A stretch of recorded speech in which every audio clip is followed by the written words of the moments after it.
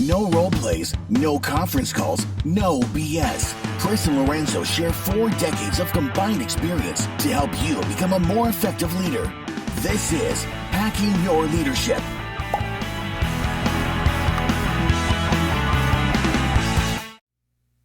Welcome to Hacking Your Leadership. I'm Chris. And I'm Lorenzo. And Lorenzo, on this episode, we're going to be doing part 5 of 5 in our series talking about cognitive distortions and how they impact leadership and relationships in the workplace. If you have not started this series when we began it a few weeks ago, please go back and do so. A lot of them have some similarities, but there's some differences among them where you might find that they apply more to you than others. And knowing about these is the first step in kind of making sure that they don't impact your decision making. We've been saying since the beginning, there's no way to stop these things from happening altogether. The goal is to have the self-awareness of kind of recognizing in the moment when you might be doing one, so that you can take steps to not have it impact the relationship negatively or make decisions that you then later regret. On this one, the final 3 cognitive distortions that we're going to be talking about are, the first one is called fallacy of change. The fallacy of change says that it happens when you expect others to change their ways to suit your expectations, or that you think that as long as you pressure them enough, or if you say it over and over again enough times, eventually things will change. It's the if someone has ever said to you, insanity is doing the same thing over and over and expecting a different result. This is what that is. You just assume that over enough time and enough berating of somebody that eventually they will change who they are or what they do or how they act around you. Yeah, I think this is one of the ones that I see in leadership where it's interesting, because I think that there's a piece of this where it's kind of like you have leaders that do things certain ways, and when people do it a different way, they tend to be like, well, I mean, I guess you can try that. Well, I guess we'll see what happens then. I mean, don't take it from me. I've not been doing this for 20 years. I'm sure your idea is a great idea. Like, you get the condescension, you get a lot of those types of things, but it's like constantly questioning and pushing back and making it known how you feel about it. And then, of course, like, one of 2 things happens. Either they find some success in the way that they did it and you excuse it away. Well, it wasn't because of that. It was because, or my favorite one of this, it was like, I wanted to play devil's advocate. I just wanted to push. I knew you could do, like, all that type of silly stuff. But this one, I think, is more around when they have a failure or it's not exactly how it's supposed to go.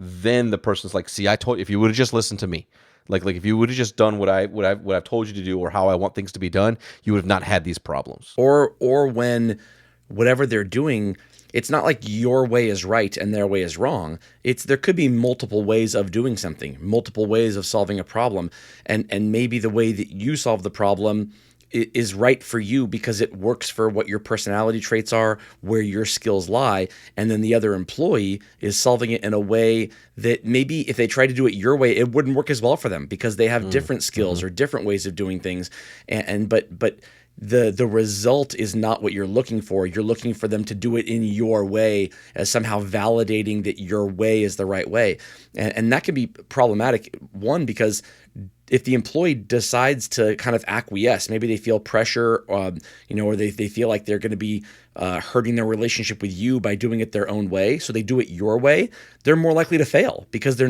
not apt in the things that you're apt in. And so kind of allowing people to do things in the way that they want, not necessarily kind of eliminating the I told you so's from your mindset, so that if they do make a mistake, it becomes a learning moment, not a moment for you to school them or for you to validate your own existence by, criticizing, how they decided to do it in the first place. The next one that I want to talk about is called global labeling, which is kind of similar to what we went over in another episode on kind of an overgeneralization, but this is kind of to the extreme. And so you see somebody do something one time, or you have one piece of evidence on something that could be innocuous or meaningless, and you assign other attributes to a person because of that. and then believe that they are this in everything that they do. And it's almost always a negative thing. It's not a positive thing. It's not, you see somebody help an old lady across the street and so you think, wow, they must be, perfect in everything that they do. These global labelings they don't tend to go on the positive. It tends to be that someone is either late one day, and so you think that they are just hopelessly unreliable, or that they, didn't get something done on time one time, and then you think that you shouldn't assign them anything positive or anything, any other future projects because they can't come through in a clinch without knowing what led to them not being able to finish it on time to begin with. Yeah, it's funny because as we read through these, and you've been talking about this one, there is one person in particular that I know exactly that they do this consistently, so much so that I'm going to text them after we record and be like, no, I know what it's called, that thing that you do, where it's like everyone's an idiot or nobody's any good at anything, or like all of that, that overgeneralizing, but it's a real thing. And what I think is important about this one is like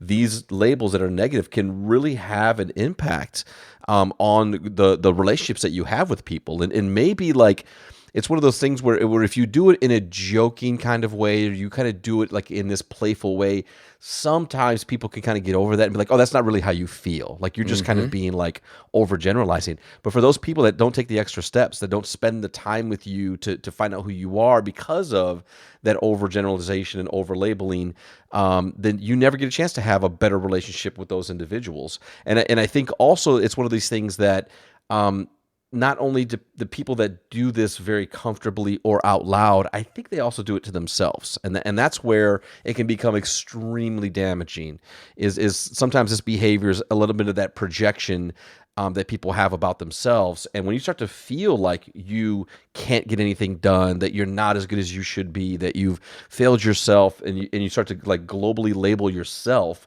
that I think is something that can be really, really damaging for individuals. But I think I see this displayed more with leaders and teams, and it's one of the things that, of course, like, it typically gets addressed pretty quickly in this conversation, because it's like, hey, like, you can't do that. Like, that's not something that's going to help to build culture with a team in any environment. When I've seen this happen, when I've known leaders who have done this, they lose a lot of credibility too, because they typically apply the global labels more when it impacts them versus when it does not, even if the person, did the same thing. And so, to give an example, I had a leader once who there was an employee who didn't do something they were supposed to do, and it impacted my job.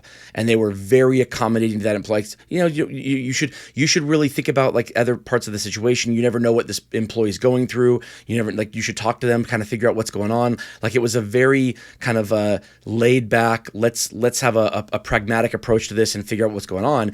And then at another point in time, another different employee did something similar that didn't impact me. It impacted that leader, and that leader was very dismissive of that employee. Like, this is ridiculous. They can't get anything done. Like, they assigned this kind of global label to them when they weren't quick to do it to anybody else. And the difference was that what that person did impacted them personally versus somebody else who maybe their actions didn't impact them personally. And when a person does that, it shows that how they choose to label somebody or what they assume about someone, it has nothing to do with who that person is in general. It has to do with how that person impacts them. And so it's kind of like an emotional reaction to it, that it shows an inconsistency that quickly leads to a decline in the trust that people give that leader, because they know that the decisions that leader makes is not rooted in anything that's values based or objective. It's rooted in how they feel about that situation in the moment, and that's no way to lead. The last one that I want to talk about is, it's called always being right, and I think every person can fall into this sometimes, because it's difficult to put down a belief that you have held for a long time, and I think it's very healthy to be able to not take a belief that you hold and so closely tie it to your sense of self that it becomes almost painful to discard it in the face of something that might be better, or that might, kind of contradict that. But it's very difficult for a lot of people to do. And the longer you've believed something, and the more you've made decisions in your life around that belief, the more likely it is that you're going to, shut down or try to shut down any, kind of contrary opinion or evidence of it. You see this a lot with people who, they're not okay with just two people having a difference of opinion. They're not okay with just assuming that there might be two ways of doing things, or two ways of leading people, or two ways of accomplishing something, and that being okay. It's that it's not just okay with them believing a certain way. They have to know that everyone around them believes the exact same way too, or they take it as like a personal affront to them. And that means that they are, quite honestly, it means that they're not really that confident in their belief, because they need the validation of others around them. If they were that confident in it, then it would be okay for others around them to maybe do things differently, and have it not impact them so emotionally and so greatly. But I see this a lot with leaders when they want to do something a certain way, and they don't like it when you kind of threaten their way of doing things by kind of shoving an alternate opinion into the system. Yeah, or even evidence. Right. And for me, this one really borders on almost like narcissism to a degree, in the way that it's explained, because of the fact that it doesn't matter what the evidence is or what other people's feelings are. And I think that's a really, really big one that I think this day and age is something that we're talking a lot about. I was just having this conversation the other day with some people around understanding that the value of diversity and diverse teams, and having different perspectives and different backgrounds and experiences, is that we can look at a similar situation in a lot of different kinds of ways, and really have a dialogue and debate around what's the best way to do something. And that means quite often that we're not on the same page, because we're bringing all of these differences to the table to discuss, and that's perfectly fine. That's actually what we want. We want to have a multifaceted conversation about how we can do something, but we have to do it with respect, and we have to be comfortable walking away and saying, we're walking away from this and we still have a difference of opinion, and that's okay. We're not trying to change your complete view of this, or even say that you're right or that you're wrong. We're just trying to make sure that the best idea wins. And that we walk out committed to try to do that work together, but we're going to walk away sometimes and still feel that's not what I would do, but being comfortable in that is really, really, really difficult, because we tend to think of, if we don't have this resolution, if we're not finding this exact compromise where everybody at the table feels like this is what they're willing to give up or willing to take to get to the solution, that we're not a team, that we're not working together, that we're not moving forward together. And I think this always being right thing is a tough one for all of us, because, as you said it, we are molded in our experiences, our backgrounds, the decisions that we've made, the things that we've seen, and for so much of us to have the confidence that we need to lead people, we have to feel really confident to know we're going to make the right call most of the time, if not all of the time. A lot of the time, we're going to make the right call. We're going to make mistakes. We're going to make the wrong call. We're going to miss something, but most of the time we're going to make the right call, which then means that we have to find the balance to say, well, wait a minute, is there evidence against what I've always thought or believed, or do I have the self-awareness to really truly believe that I can understand other people's feelings? And I think that's the hardest one, because if you have an opinion that's so built into who you are, and that's your feelings about it.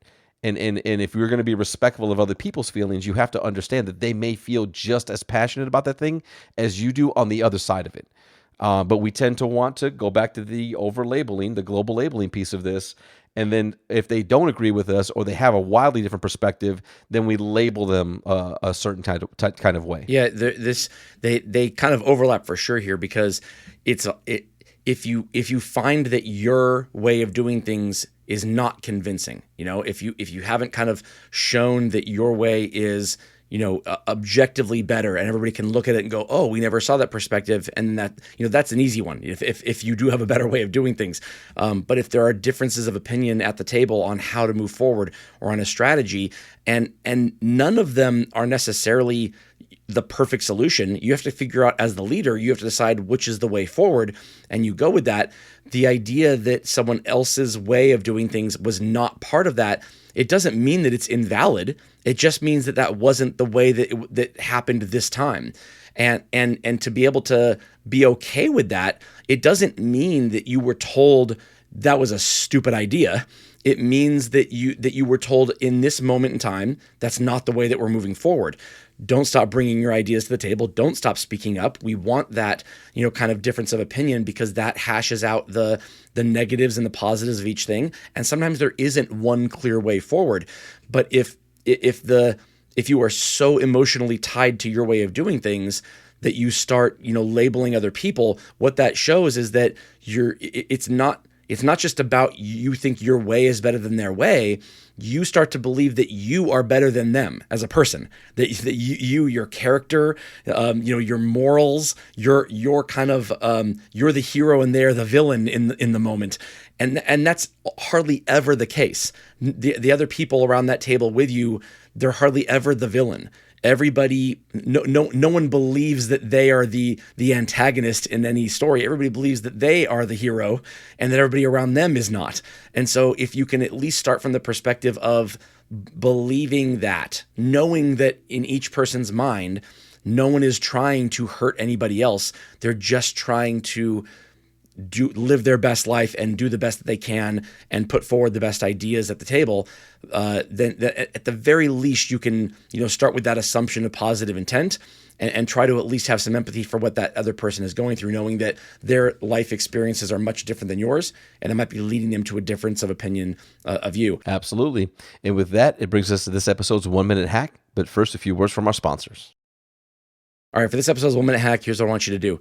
Get out your pen and paper, and I want you to click the link in the podcast description on the article that we've been using from Psych Central in order to kind of look through these. And I want you to write down the number of times over the last 30, 60, 90 days when you've kind of done any of these things to yourself or to other people. And if it's more than just a couple, because again, these happen to everybody. If it's more than just a couple, I want you to consider, there's a quote that I love by Charles Swindoll.